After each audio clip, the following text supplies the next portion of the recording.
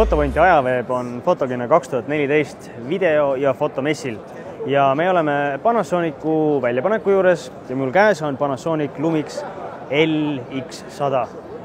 Ja selle kaamera põhimärksõnad on ilmselt 4K ja 3/4. Mida need täpselt tähendavad, seda me kohe seletamegi. Aga enne kui ma need numbrid ja tähed lahti seletan, vaatame kaamerat hoopis välispidiselt ja lähemalt, ehk siis mis tunne see kaamera tekitab. Esiteks loomulikult see, et nuppe ja rattaid on palju.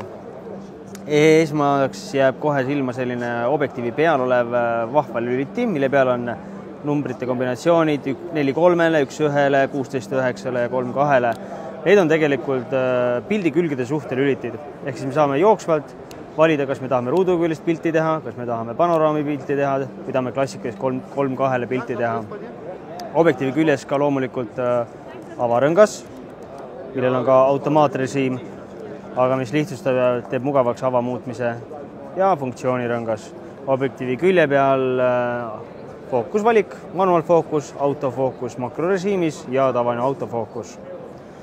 Kaamera peal 2 valikuketast, ühe pealt saame valida säriaega ja ka selle saame panna A ehk siis auto peale, aga saame valida ka erinevaid säriaegu. On meil ka särikompensatsiooniketas, mis on sedasorti kaameratel, võiks öelda, lausa kohustuslik. Hästi mugav on ka sisse-välja lülitamise nupp, mis ei ole tegelikult nupp, vaid lüliti, mida saab siis siit sisse lülitada. Ja loomulikult päästiku ja zoom'i nupp. Kaamera tagaküljel ilus suur ekraan ja veel hulkanisti selliseid nuppe, näiteks Wi-Fi, LVF, mis tähendab see Live Viewfinder, millega saame siis ümber lülitada pildi, kas siis pildi otsijasse või ekraanile või siis üldse välja lülitada. Ja siin on siis menüünupp ja selle rattaga saame siit menüüst ringi käia. Ja nüüd see 4K, mis tegelikult tuleb meil kohe siit välja, on siin all peidus record quality ehk siis video salvestamise kvaliteet on meil 4K, mis tähendab pikslites 3840 x 2160 pikslit.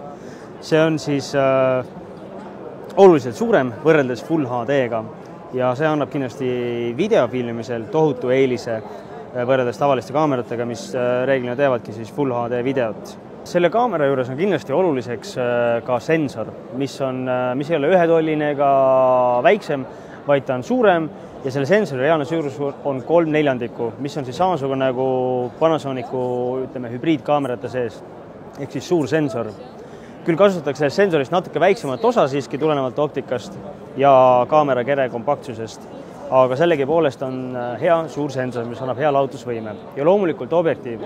Objektiiv on, ekvivalendina siis 24-70 mm, 1,7–2,8 avaga objektiiv, ehk siis korralik zoom-objektiiv, väga valgusjõuline ja selle objektiiv ja see sensor kokku annavad väga hea pildi kvaliteedi.